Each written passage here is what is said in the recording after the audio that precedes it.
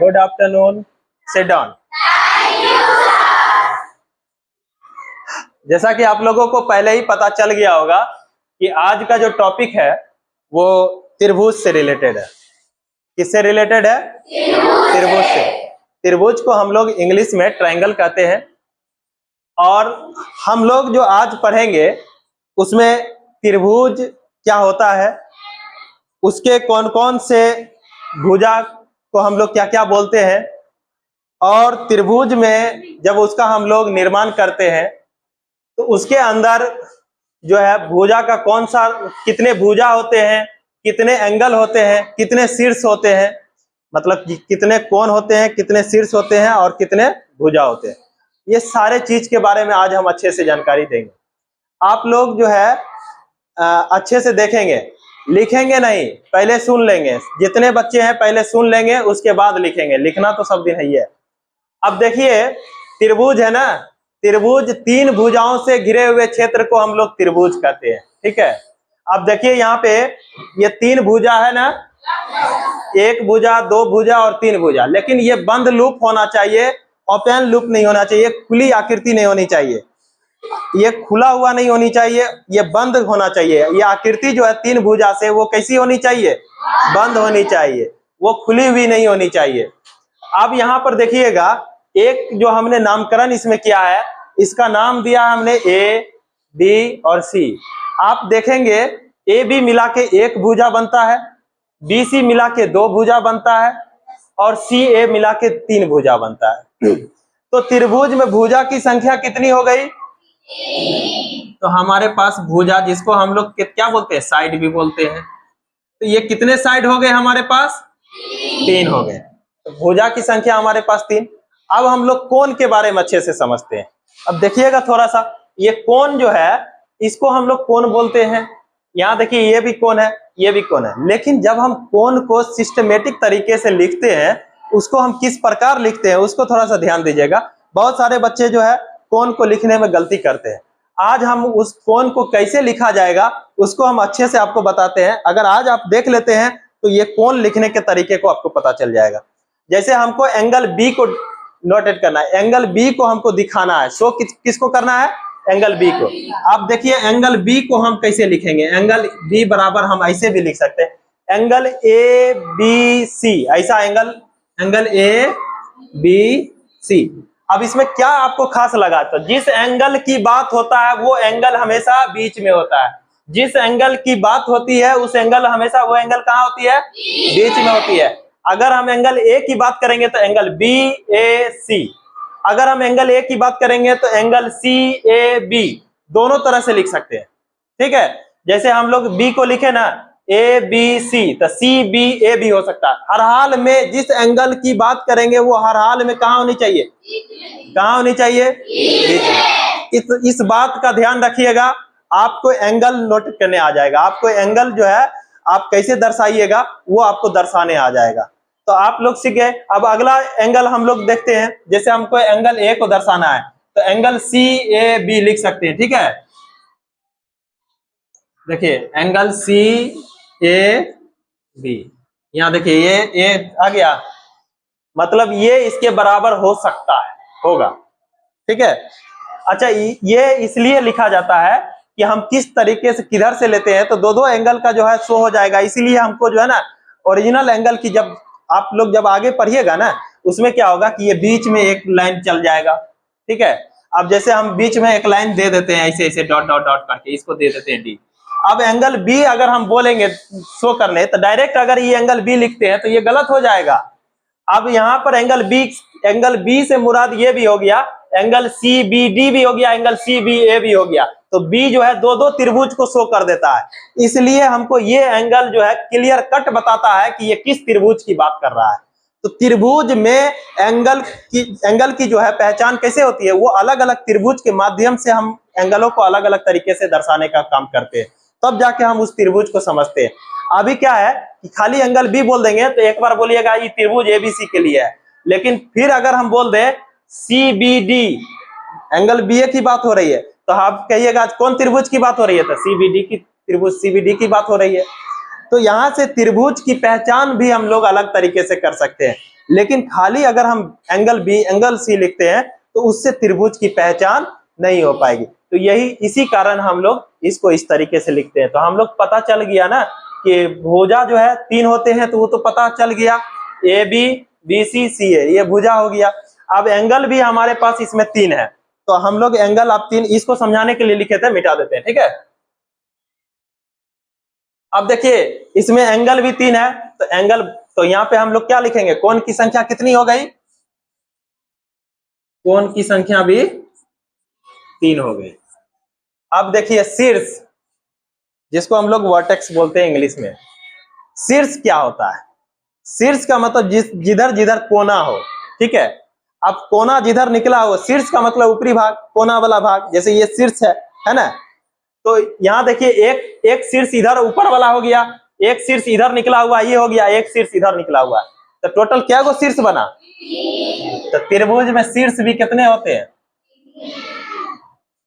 ये सब शीर्ष हो गया। तो शीर्ष की संख्या कितनी हो गई, ठीक है। इसको हम लोग क्या बोलते हैं, वर्टेक्स भी बोलते हैं, ठीक है, VERTEX, वर्टेक्स भी बोलेंगे और शीर्ष भी बोलेंगे, ये तीनों हो जाएगा, ठीक। तो यहाँ पे हम लोग जो है शीर्ष भी बोलेंगे, तो शीर्ष की संख्या भी पढ़ लिए, कोण की संख्या भी पढ़ लिए और भुजा की संख्या भी पढ़ लिए, तीनों 3-3 है, कोई दिक्कत नहीं।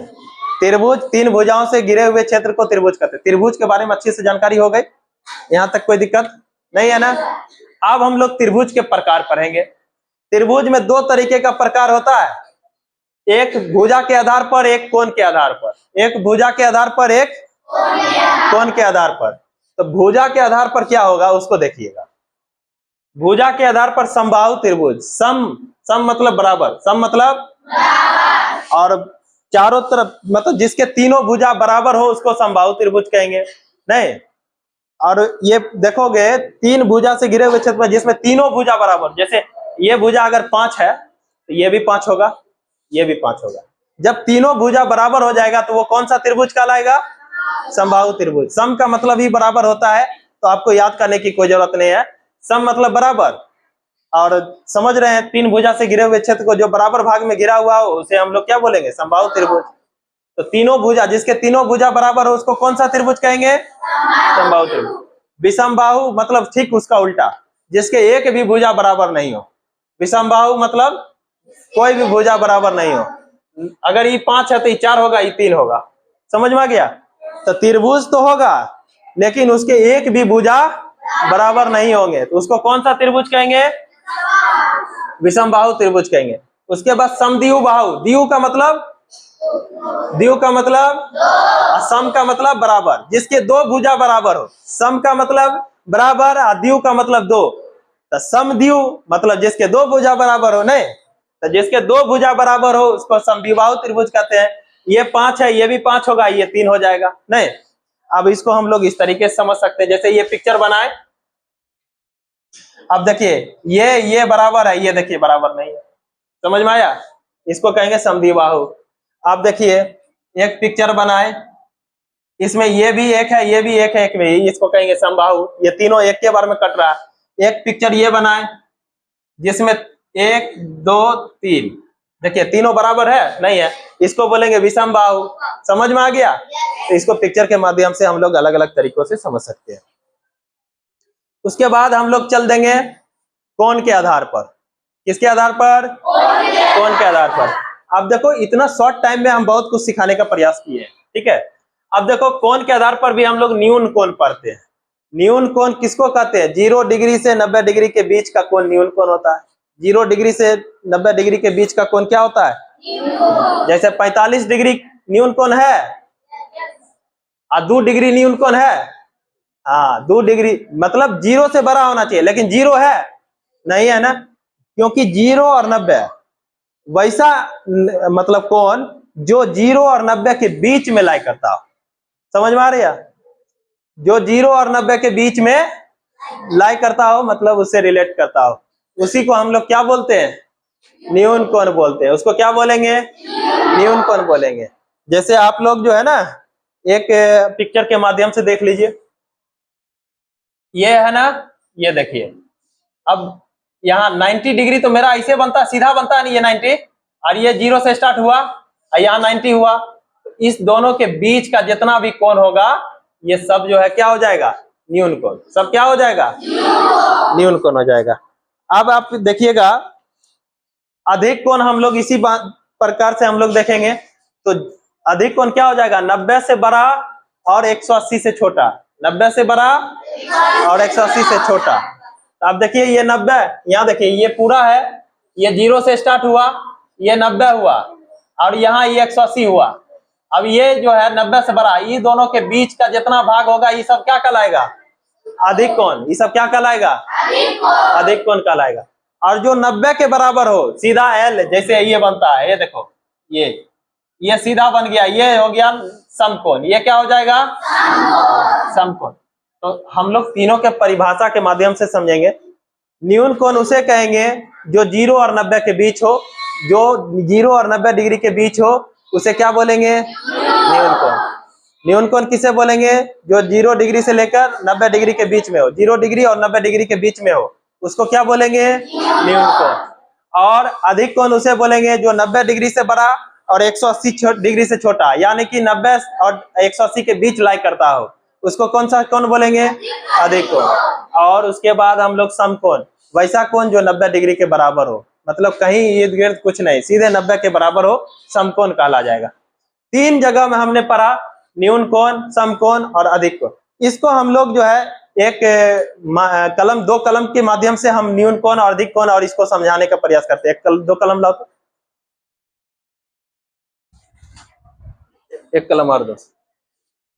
देखिए ये कलम है और अगर हम इसको सीधा खड़ा करते हैं तो देखिए ये 90 डिग्री बन रहा है, ये 90 डिग्री बन रहा है, तो ये समकोण होगा। ये कौन सा आकृति होगा, समकोण का। ये कौन सा आकृति बन रहा है, समकोण।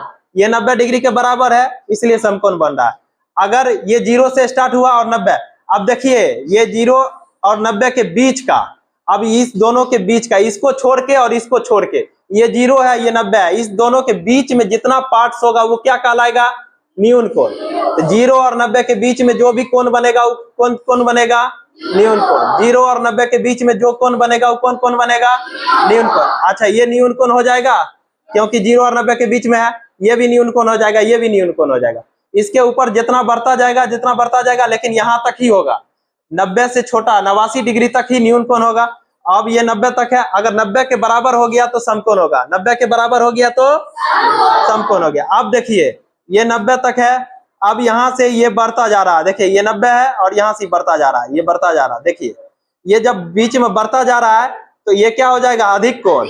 अब देखिए ये पूरा 180 बनाता है, ये पूरा सीधा 180 बनाता है, ये पूरा सीधा 180 बनाता है। अब यहाँ से हम अगर ये 90 डिग्री है, इसका झुकाव इधर करते हैं तो 90 और 180 के बीच झुकाव हो गया, 90 और 180 के बीच झुकाव हो गया, तो ये 180 डिग्री बनाएगा। ये मतलब ये अधिक कोण बनाएगा। कौन सा कोण बनाएगा, अधिक कोण। तो 90 और 180 के बीच का कोण, 90 और 180 के बीच का कोण, ये बीच में जितना भी कोण बनेगा ये सब क्या बनेगा, अधिक कोण। तो हमने समकोण, अधिक कोण और न्यून कोण तीनों को अलग अलग माध्यमों से समझने का प्रयास किया। हम उम्मीद करते हैं कि सभी बच्चे इसको समझ गए होंगे। Thank you for watching.